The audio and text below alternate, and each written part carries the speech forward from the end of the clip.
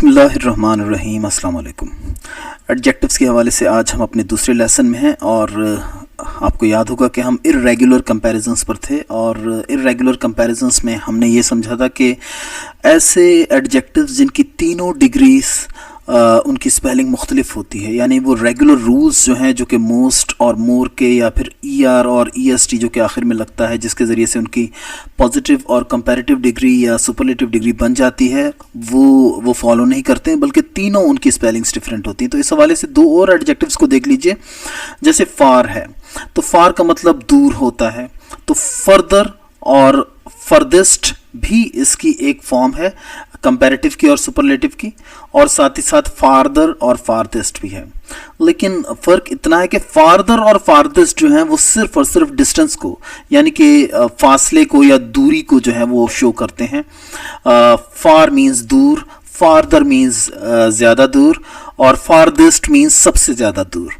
और उसी तरीके से फर्दर और फर्देस्ट जो हैं वो डिस्टेंस के अलावा साथ ही साथ टाइम को भी शो करते हैं, यानी कि फार दूसरा, फर्दर मीन्स उसके बाद वाला, और फारदेस्ट मीन्स सबसे आखिरी वाला। उसी तरीके से ओल्ड है तो इसकी भी दो कंपैरेटिव और सुपरलेटिव डिग्रीज होती हैं, जैसे कि ओल्डर और ओल्डेस्ट और एल्डर एंड एल्डेस्ट। लेकिन फ़र्क ये है कि ओल्डर और ओल्डेस्ट जो हैं वो चीज़ों के लिए और लोगों के लिए इस्तेमाल होते हैं, और ज़्यादातर ओल्डर जो है वो पुरानी की सेंस में यूज़ होता है कि कौन सी चीज़ ज़्यादा पुरानी है और कौन सी चीज़ सबसे ज़्यादा पुरानी है। लेकिन एल्डर और एल्डेस्ट जो हैं वो उम्रों के कंपैरिजन के लिए ज़्यादा यूज़ होते हैं लोगों के दरमियान, और ख़ास तौर पर जब हम एक ही फैमिली के अंदर रहते हुए जो है लोगों की उम्र का जो है वो कंपैरिजन कर रहे हों, तो फिर एल्डर और एल्डेस्ट का यूज़ होता है। एल्डर मीन्स बड़ा और एल्डेस्ट मीन्स सबसे ज़्यादा बड़ा, जैसे कि हिज एल्डेस्ट बॉय, उसका सबसे बड़ा लड़का। या उसी तरीके से हम कहते हैं कि माई एल्डर ब्रदर, मेरा बड़ा भाई। तो अब यहाँ पर जो है कंपैरिजन जो है फैमिलीज के मेंबर्स के दरमियान हो रहा है। लेकिन elder can not be placed before than, यानी कि जब आप एल्डर यूज करेंगे तो फिर आपने उसके साथ दैन यूज नहीं करना है। ओल्डर के साथ तो आप दैन यूज कर सकते हैं, एल्डर के साथ आप दैन यूज नहीं कर सकते।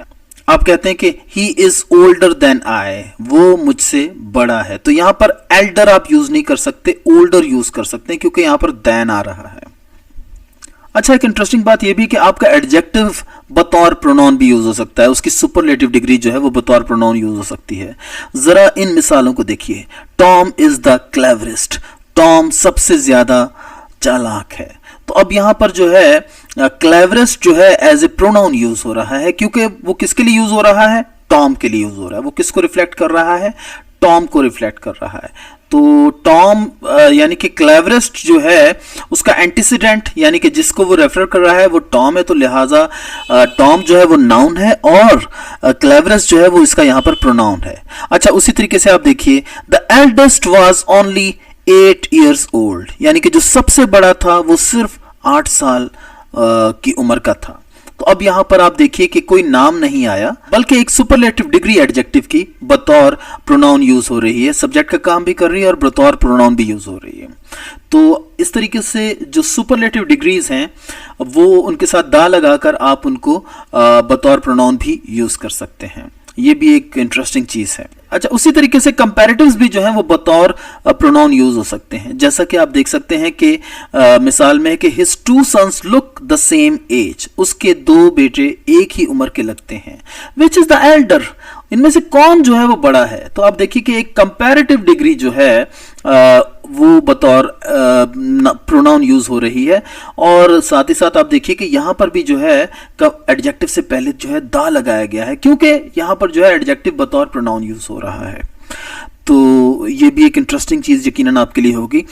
लेकिन ये जो यूज है कंपैरेटिव का वो एक बहुत ही ज्यादा जो है लिटरेरी यानी कि बहुत ही ज्यादा किताबी किस्म का इस्तेमाल है। जो इनफॉर्मल इंग्लिश होती है उसके अंदर जो है वो हमेशा सुपरलेटिव डिग्री ही यूज की जाती है। तो ज्यादातर क्या यूज होगा कि his 2 sons look the same age, which is the eldest, जैसा कि यहाँ पर लिखा है which is the eldest, इनमें सबसे बड़ा कौन सा है? अच्छा, जब हम कंपैरिजन की बात करते हैं तो 5 मेजर कॉन्सेप्ट्स हैं कंपैरिजन के जो कि आपको सीखने चाहिए। पहला क्या है कि अमूमन कंपैरिजन होता है दो चीजों के दरमियान जो कि इक्वल होती हैं, यानी कि दोनों एक जैसी होती हैं। तो उस सूरत में जो है आप कौन कौन सी कंस्ट्रक्शन यूज करते हैं?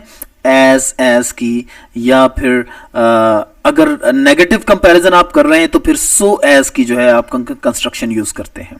जैसा कि यहां पर है कि an apple is usually as big as an orange, कि एक एप्पल जो है वो अमूमन उतना ही बड़ा होता है जितना के ऑरेंज बड़ा होता है। ठीक है, तो यहां पर जो है दो चीजों के दरमियान कंपैरिजन हो रहा है और वो दोनों ही एक जैसे हैं या यानी कि इक्वल हैं, तो लिहाजा पॉजिटिव डिग्री उनके दरमियान यूज हो रही है।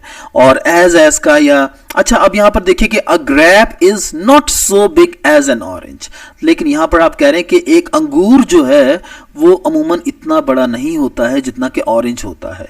तो अब आपके पास यहां पर वो आइडिया दे रहे हैं कि आप सो और एज दोनों को इस सूरत में यूज कर सकते हैं अगर नॉट आ जाता है तो। अमूमन जो है सो को यूज करना जो है वो ग्रामेटिकली ज्यादा जो है वो प्रेफर किया जाता है। तो a grape is not so big as an orange. उसी तरीके से ही is as obstinate as a mule, कि वो इतना ही जिद्दी है, सरकश है, जैसे कि एक खच्चर होता है। और उसी तरीके से I am not so fat as you, या फिर I am not as fat as you, कि मैं इतना मोटा नहीं हूं जितने के आप हैं। तो अब ये कंपैरिजन क्या है?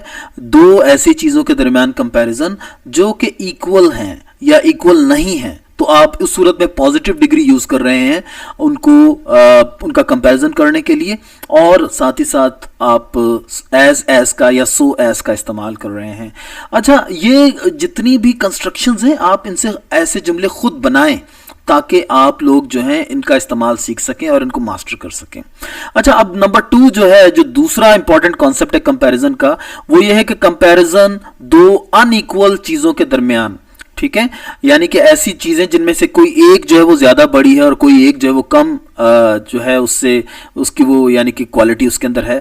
तो आप कहते हैं कि a mountain is higher than a hill. तो अब यहां पर जो है माउंटेन और हिल के दरमियान कंपैरिजन हो रहा है और बताया जा रहा है कि माउंटेन जो है वो हिल से ज्यादा बड़ा है। तो a mountain is higher than a hill. तो आप देख रहे हैं कि सब्जेक्ट, उसके बाद कंपैरेटिव डिग्री, और उसके बाद दैन आ रहा है, और उसके बाद जो है वो चीज़ जो कि कम है, जिसके अंदर वो क्वालिटी कम है, उसको आखिर के अंदर रखा जा रहा है। An elephant is bigger than a mouse, कि एक एलिफेंट माउस से ज़्यादा बड़ा होता है। A stream is not wider than a river, कि एक स्ट्रीम जो है एक रिवर से ज़्यादा बड़ी नहीं होती है। तो यहाँ पर जो है नेगेटिव और अफर्मेटिव दोनों जुमले इसके दिखा दिए गए। आपको आइडिया हो जाए कि आपने दो चीज़ों के दरमियान जब कंपैरिजन करना है जिनमें कोई एक क्वालिटी जो है एक में ज़्यादा है और एक में कम है, तो फिर आपने कौन सी कंस्ट्रक्शन को यूज़ करना है।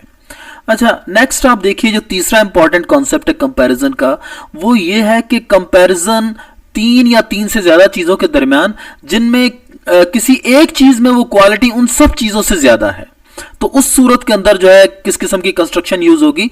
ये जुमले आप देखिए, Tom is the cleverest boy in the class. तो टॉम जो है सबसे ज्यादा ज़हीन लड़का है क्लास के अंदर। तो आप देखिए कि ऐसी सूरत में जब तीन या तीन से ज्यादा चीजों के दरमियान जो है कंपैरिजन हो रहा हो और आपने साबित करना हो कि किसी एक चीज के अंदर जो है वो क्वालिटी सबसे ज्यादा है, तो आप सुपरलेटिव डिग्री यूज करते हैं एडजेक्टिव की। और तरीकेकार क्या है? द और ऑफ, या फिर द और इन का, ठीक है। यानी कि द के बाद आप जो है सुपरलेटिव डिग्री लगाएंगे, SUP मींस सुपरलेटिव डिग्री आपने लगाई, और उसके बाद आपने ऑफ लगाया, जैसे कि Tom is the cleverest boy in the class. और उसी तरीके से she is the prettiest of them all, तो वो उन सब में ज्यादा खूबसूरत है। अच्छा, all students of class 10 are intelligent but Aslam is the most intelligent of them all. तो अब यहां पर जो है ऑफ भी आ रहा है और इन भी आ रहा है। तो आप गौर कीजिए कि ऑफ जो है वो किस चीज में आ रहा है। जब एक ही किस्म की चीजें जो हैं, सेम किस्म के ऑब्जेक्ट्स यूज हो रहे होंगे, तो आप उसके बाद जो है ऑफ लगाएंगे, ऑफ देम ऑल। और उसी तरीके से आप देखिए कि ऑफ के बाद यहां पर प्रोनाउन आ रहा है। आप देख रहे हैं ना कि यहाँ पर ये एक प्रोनाउन आ गया, और she is the prettiest of them all, और उसी तरीके से Aslam is the most intelligent of them all. तो ऑफ के बाद जो है इस तरीके से जो है आप वाजे करते हैं कि ये एक ही किस्म की चीज़ें जो हैं उनके दरमियान जो है वो हो रहा है, कंपैरिजन हो रहा है। और इनमें जो है अमूमन आप आखिर में जो है ना प्लेसेस का जो है वो नाम लगाते हैं, जैसे कि Tom is the cleverest boy in the class, तो क्लास जो है वो एक प्लेस है। उसी तरीके से Saint Paul isn't the highest cathedral in England, तो अब आप देखें कि इंग्लैंड जो है अगेन एक प्लेस का नाम है। अच्छा जो चौथा इंपॉर्टेंट कॉन्सेप्ट है कंपैरिजन का, उसमें आप जो है वो पैरेलल इंक्रीज को शो करते हैं कि जैसे एक चीज बढ़ रही है वैसे ही दूसरी चीज भी बढ़ रही है, या जैसे एक क्वालिटी कम हो रही है वैसे ही दूसरी क्वालिटी भी कम हो रही है। जैसा कि ये मिसालें आप देखिए, the bigger the house is the more money it will cost, कि जितना बड़ा घर होगा उतनी ही ज्यादा पैसे उसकी देखभाल के ऊपर लगेंगे या फिर उसको खरीदने पर लगेंगे। The more money it will cost, उतनी ही ज्यादा पैसों का वो होगा।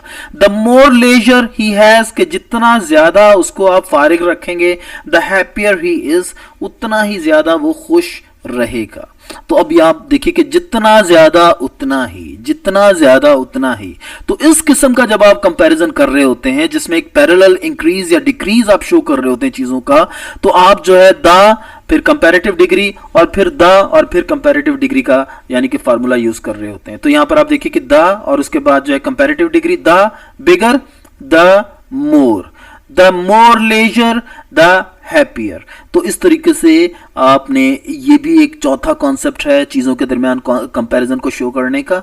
अच्छा, उसके बाद आप देखिए कि जो पांचवा कॉन्सेप्ट है कंपैरिजन को शो करने का, वो ये है कि ग्रेजुअल इंक्रीज जब चीजों के अंदर हो रहा हो, जब किसी क्वालिटी का ग्रेजुअल इजाफा, मुसलसल इजाफा हो रहा हो, तो आप उस सूरत में भी जो है ना आप कहते हैं, जैसे कि आप ये मिसाल देखिए कि the weather is getting colder and colder. तो अब आपने क्या किया कि आपने कंपैरेटिव डिग्री यूज की, यहां पर आपने एक एडजेक्टिव की कि मौसम ज्यादा से ज्यादा ठंडा होता जा रहा है, या जैसे आप कहते हैं कि he became more and more interested, वो ज्यादा से ज्यादा इंटरेस्टेड होता गया उस कॉन्सेप्ट के अंदर। तो अब यहां पर जो है जब आप ग्रेजुअल इंक्रीज शो करते हैं तो उस सूरत में भी आप कंपैरेटिव डिग्री यूज करते हैं और आप dash and dash, more and more, colder and colder, fatter and fatter, heavier and heavier, इस तरीके से आप इसको शो करते हैं ग्रेजुअल इंक्रीज को जाहिर करने के लिए। अच्छा, उसके बाद जो है कंपैरिजन ऑफ एक्शंस भी होता है, यानी कि जैसे चीजों के दरमियान कंपैरिजन होता है वैसे ही एक्शंस के दरमियान भी कंपैरिजन आप शो करते हैं, और उसके लिए भी तकरीबन वही मेथड्स यूज होते हैं जो कि आप ऊपर पढ़कर आ चुके हैं। कुछ एग्जांपल्स यहां पर आप देखिए कि riding a horse is not as easy as riding a bicycle, कि घुड़सवारी उतनी आसान नहीं है जितना साइकिल चलाना आसान है। तो अब आप देखिए कि ये दो एक्शंस हैं, घुड़सवारी और साइकिल चलाना, तो इनके दरमियान कंपैरिजन हो रहा है। तो riding a horse is not as easy as riding a bicycle. अच्छा, अब एक्शंस जो है वो आपको मालूम है कि वो वर्ब के साथ जाहिर किए जाते हैं, और वर्ब जो है वो या तो आईएनजी के साथ यूज होता है या फिर अपनी इन्फिनेटिव फॉर्म में यूज होता है। अपनी इन्फिनेटिव फॉर्म के अंदर जो है यानी कि वर्ब की जो फर्स्ट फॉर्म होती है, जो कि बेस फॉर्म होती है, जब उसके साथ आप टू लगाते हैं या टू के बगैर भी जब आपको फर्स्ट फॉर्म को यूज कर रहे होते हैं तो वो उसकी इन्फिनेटिव फॉर्म होती है, ये आप याद रखिए। तो यहां पर क्या है कि riding a horse is not as easy as riding a bicycle, तो आईएनजी यहां पर यूज हुआ। अच्छा, it is nicer to go with someone than to go alone, कि ये ज्यादा बेहतर है कि आप किसी के साथ जाएं बजाय इसके कि आप अकेले जाएं। ठीक है, तो इट इज नाइसर कि ये ज्यादा बेहतर है। अब यहां पर जो है इन्फिनेटिव आ गई वर्ब की फॉर्म, यानी कि एक्शंस, दो एक्शंस को जो है वो कंपेयर किया जा रहा है, अकेले जाने का एक्शन या फिर किसी के साथ जाने का एक्शन। तो बताया जा रहा है कि जो किसी के साथ जाना जो है वो ज्यादा बेहतर है। It is nicer to go with someone than to go alone. ठीक है, तो अब आप देखिए कि ये जो है इन्फिनेटिव हो गया और ये आईएनजी वाली फॉर्म होगी जिसे आप पार्टिसिपल भी कहते हैं। अच्छा, एक चीज यहां पर और इंपॉर्टेंट जो है वो आपको समझाई जा रही है कि अगर दो इन्फिनेटिव्स यूज हो रहे हैं टू के साथ, तो आप बाद में आने वाला जो इन्फिनेटिव है जो कि देन के बाद आ रहा है उससे आप टू को जो है हटा भी सकते हैं, आप उसको टू के बगैर भी यूज कर सकते हैं वर्ब की फर्स्ट फॉर्म के साथ ही। जैसा कि यहां पर लिखा हुआ है कि it is nicer to go with someone than to go alone, तो आप इसको ऐसे भी लिख सकते हैं कि it is nicer to go with someone then go alone, जैसा कि यहां पर उन्होंने इसी एग्जाम्पल को वाज़ेह किया कि it is nicer to go with someone then go alone, या फिर it is sometimes quicker to walk then take a bus. तो तो यहाँ पर देन के बाद आप टू लगा सकते थे, लेकिन आपने टू नहीं लगाया, क्योंकि अमूमन जो है फिर एक टू जो है उसको आप ओमिट कर देते हैं, आप उसको नहीं लगाते हैं। और इन्फिनेटिव का तो मैंने आपको बताया कि वो वर्ब की बेस फॉर्म होती है, यानी कि पहली फॉर्म होती है, और अमूमन ये टू के साथ यूज होती है। अच्छा, कुछ और इस्तेमाल जो हैं कंपैरिजंस के, कुछ और तरीके भी जो हैं वो यहाँ पर इन एग्जाम्पल्स के अंदर दिए गए हैं, और इनसे भी आप बहुत कुछ सीख सकते हैं। जैसा कि यहाँ लिखा है कि you are as obstinate as a mule, कि तुम एक खच्चर की तरह जो है जिद्दी हो। और उसी तरीके से of these two this one is the better, इन दोनों में से ये वाला बेहतर है। तो अब आप देखें कि यहाँ पर जो है बेटर से पहले जो है दा आ रहा है, यानी कि आपने एक कंपैरेटिव जो एडजेक्टिव है उससे पहले आपने जो है दा लगाया। ऑफ दीज टू, इन दोनों में से ये वाला बेहतर है। Of these two this one is the faster, of these two this one is the colder, of these two this one is the heavier. तो आप इसको इस तरीके से यूज कर सकते हैं।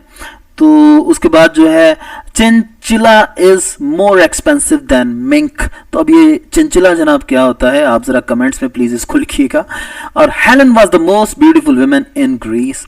इन older stories the youngest of the family is always the hero, कि पुरानी कहानियों में जो सबसे छोटा बच्चा होता था किसी भी फैमिली का, वही हीरो शो किया जाता था। आज का आखिरी कॉन्सेप्ट ये है कि किस सूरत में देन के बाद या एस के बाद आपका वर्ब रिपीट होगा और किस सूरत में नहीं होगा। तो इसमें पहली बात तो ये है कि अगर देन और एस के बाद आपके ऐसे प्रोनाउंस आ रहे हैं जो कि थर्ड पर्सन के प्रोनाउंस हैं, तो फिर आपका वर्ब रिपीट होगा। यानी कि he has more money then she has, ठीक है। तो आप देखिए कि देन के बाद थर्ड पर्सन का प्रोनाउन आ रहा है, तो आपका वर्ब यहाँ पर रिपीट हुआ। We are stronger then they are, तो आप देखिए कि यहाँ पर जो है थर्ड पर्सन का प्रोनाउन दे आ रहा है, तो अगेन आपका वर्ब यहाँ पर रिपीट हुआ। We are stronger then they are. I am not as clever as he is. जितना ज़्यादा आप ऐसे जुमले खुद बनाएंगे उतना ही ज़्यादा ये कॉन्सेप्ट्स आपके लिए ऑटोमेटिक होते जाएंगे, और जब आप बोलेंगे और लिखेंगे तो ये ऑटोमेटिकली आपकी स्पीच में आएंगे। Thank you so nice of you.